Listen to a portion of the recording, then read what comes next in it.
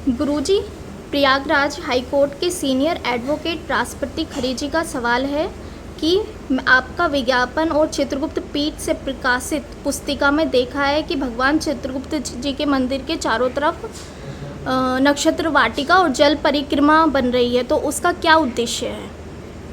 बहुत सुंदर राष्ट्रपति खरे जी।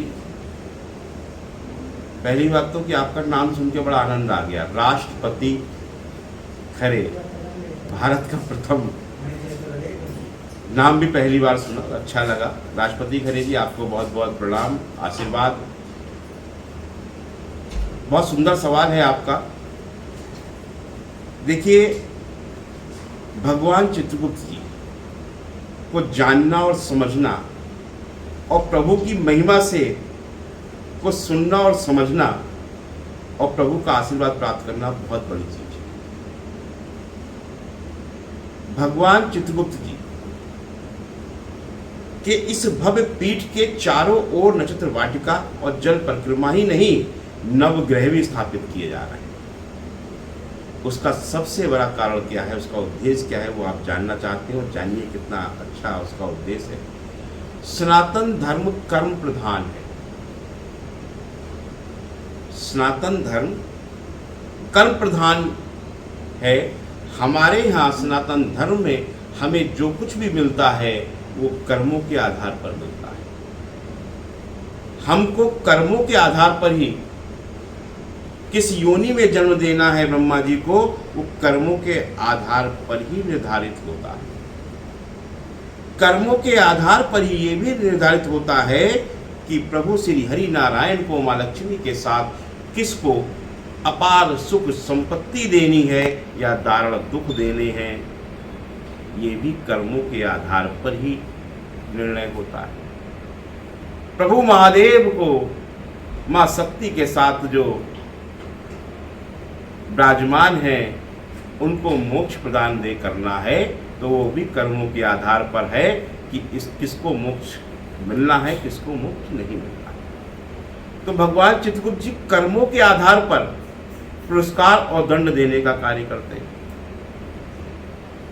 वो तीनों देवों के साथ ब्रह्मा जी सृष्टि उत्पत्ति का कार्य कर रहे हैं। प्रभु श्री हरि नारायण माँ लक्ष्मी के साथ लालन पालन का कार्य कर रहे हैं और प्रभु महादेव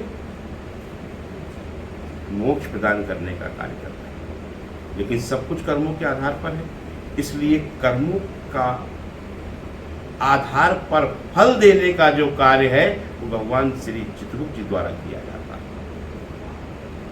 जब भगवान श्री चित्रगुप्त जी को ब्रह्मा जी साकार रूप में लेकर बैकुंठ धाम पधारते हैं, तब भगवान श्री हरि कहते हैं कि हे चित्रगुप्त, आपके साकार रूप में आने से पूर्व जिस सुंदर सृष्टि की संरचना हम तीनों देवों ने की थी, उसमें जिनको मानव रूप में हमने जन्म दिया, जो सबसे अच्छा प्राणी बनाकर भेजा, वो दानव प्रवृत्ति का होने लगा, वो पशु पक्षियों को परेशान करने लगा, वो जीव जंतुओं को परेशान करने लगा, वो ऋषि मुनियों को परेशान करने लगा।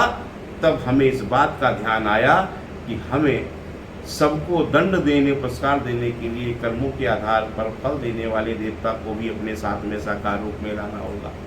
इसलिए ब्रह्मा जी ने 6 वर्षों तक तपस्या करी। उसके बाद भगवान चित्रगुप्त जी साकार रूप में आए और बैकुंठ धाम में इस समय पधारे हैं।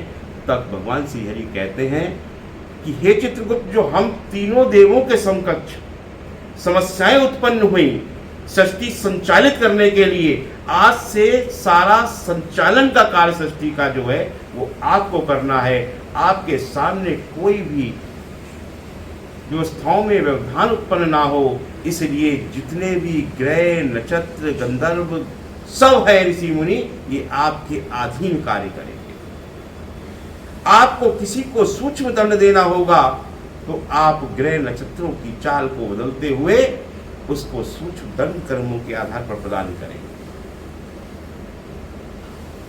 तो राष्ट्रपति खरे जी, हमने इसीलिए भगवान चित्रगुप्त जी को जब सूक्ष्म दंड प्राणी को देने हैं और यहाँ पर इस कलयुग में पृथ्वी लोक पर, इस मृत्यु लोक पर जो मानव जाति में उत्पन्न हुआ है, वो बहुत दुखी है। किसी के ऊपर सर्पकाल दोष लगा है, किसी पे पितृ दोष लगा है, किसी पे कोई दोष लगा है, किसी की ग्रह नक्षत्र की चाल बदली हुई है, और जब वो समस्याएं लेकर किसी विद्वान के पास जाता है तो उसको बता दिया जाता है कि इस प्रकार के अनुष्ठान करवा लो जिससे आपको सुख शांति की प्राप्ति हो जाएगी। लेकिन जो सब ग्रह नक्षत्रों के देवता भगवान चित्रगुप्त जी हैं, जब तक उनकी आराधना नहीं होगी तब तक आपको आपके कर्मों और आपके पापों से, जो आपसे जाने अनजाने गलतियां हुई हैं, जो पाप हुए हैं, उनके आधार पर आपको जो दंड मिल रहे हैं उसको सिर्फ और सिर्फ क्षमा करने का अधिकार भगवान चित्रगुप्त जी के पास है। भगवान चित्रगुप्त जी के अधीन नवग्रह और 27 नक्षत्र हैं, उनको मंदिर के प्रांगण के बाहर स्थापित किया जा रहा है। और प्यारे भक्तों, उसके साथ साथ एक जल पथ परिक्रमा बनाई गई है, जहां पर भारत ही नहीं पूरे विश्व की पवित्र नदियों का जल वहां पर लाकर उसमें रख कल कल कर कर बहता हुआ भोलेनाथ की जटाओं से निकलता हुआ वहां बहेगा। जैसे ही कोई भी दुखियारा, कोई भी परेशान व्यक्ति, चाहे वो, क्योंकि भगवान चित्रगुप्त जी का मंत्र है ओम यमाय धर्मराजाय चित्रगुप्ताय वै नमः। वही यम है, वही धर्मराज है, वही चित्रगुप्त है, तीनों स्वरूप उन्हीं के हैं। तो जब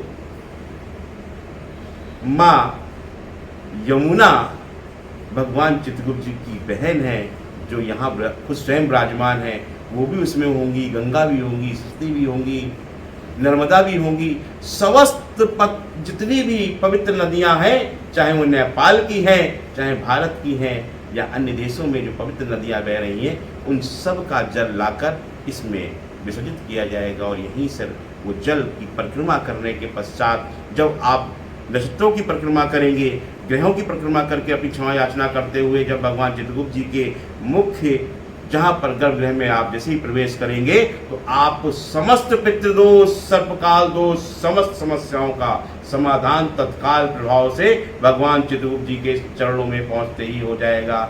इसीलिए वहाँ पर जल परिक्रमा, नक्षत्र वाटिका, नवग्रह सभी को स्थापित किया जा रहा है। प्रेम से बोली चित्रगुप्त भगवान की जय।